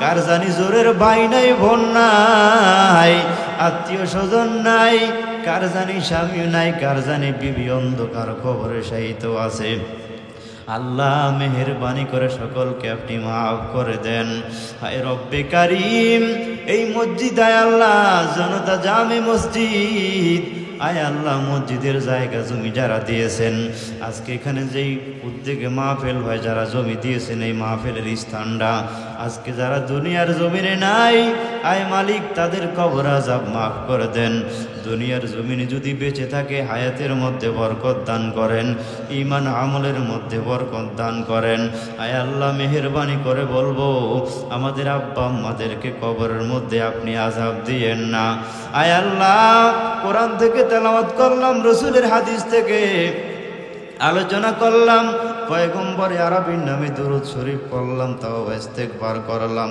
মেহেরবানি করে সমস্ত আমলগুলো অত্র এলাকার কবরবাসীদের আমল নামায় পৌঁছাইয়া দিয়া কবরগুলাকে আপনি জান্নাতের বাগান বানাইয়া দেন ওলামায়ে কেরাম হাত তুলেছেন মুরব্বীরা হাত তুলেছেন আমার অনেক পর্দারা রাদের আম্মা জানরাও হাত তুলেছেন আয় আল্লাহ যুবক ভাইদের হাত প্রত্যেকের আমিনকে আপনি কবুল আর মঞ্জুর করে নেন চোখের পানিকে আপনি কবুল আর মঞ্জুর করে নেন আপনার নবী বলছেন মান বাকা মিন খশিয়াতিল্লাহি তাআলা হারামাল্লাহু তিলকাল আইনা আলান নার চোখের পানি ফালাইয়া যারা মালিকের ভয় কান্নাকাটি করবে আপনি ওই চক্ষুকে জাহান্নামের আগুনে জ্বালাবেন না জান্নাতি চক্ষু বানিয়ে দিবেন আল্লাহ গো চোখের হেফাজত করার তৌফিক দান করেন জিনা ব্যভিচার থেকে বাঁচাইয়া বেঁচে থাকার তৌফিক দান করেন আমার আম্মা জানদের চরিত্রকে ভালো বানাইয়া দেন মা বোনদেরকে পর্দানিশী নয় চলার তৌফিক দান করেন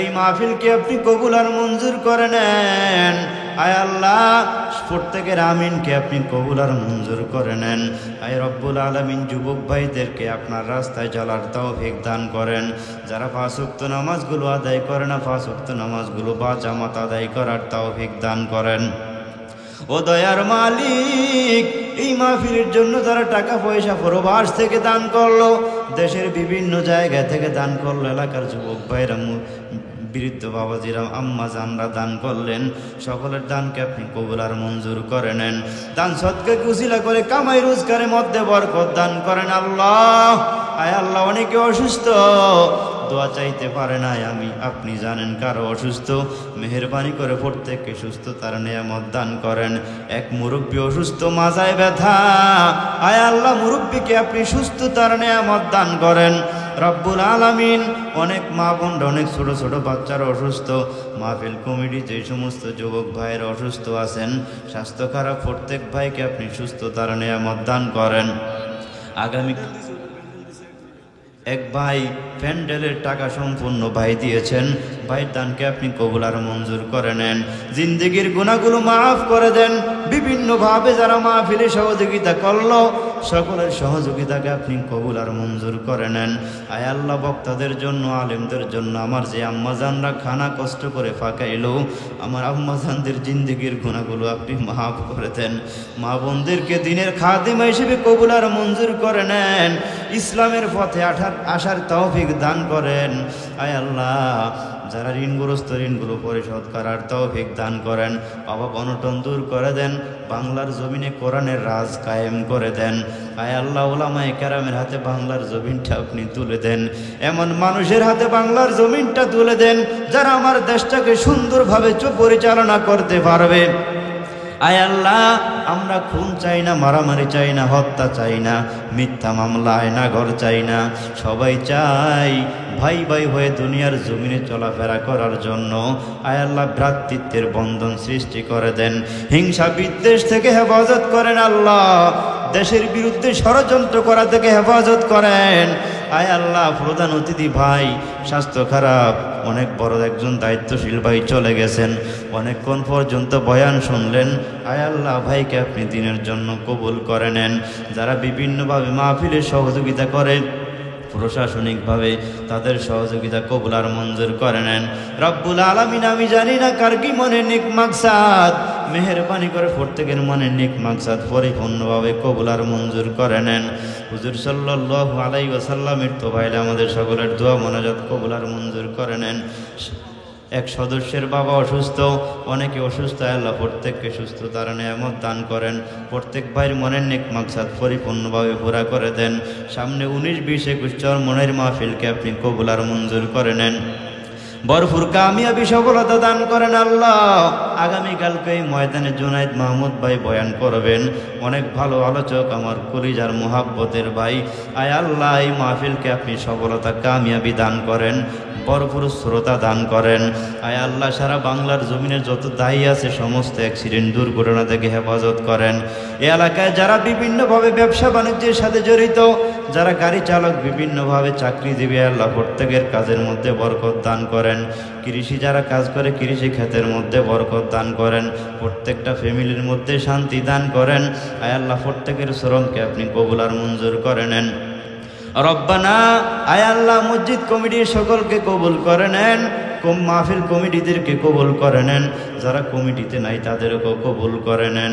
আয় আল্লাহ, হাফিজ মাইনুদ্দিন ভাইকে আপনি কবুল আর মঞ্জুর করে নেন। ইমাম মুয়াজ্জিন ভাইদেরকে আপনি কবুল আর মঞ্জুর করে নেন।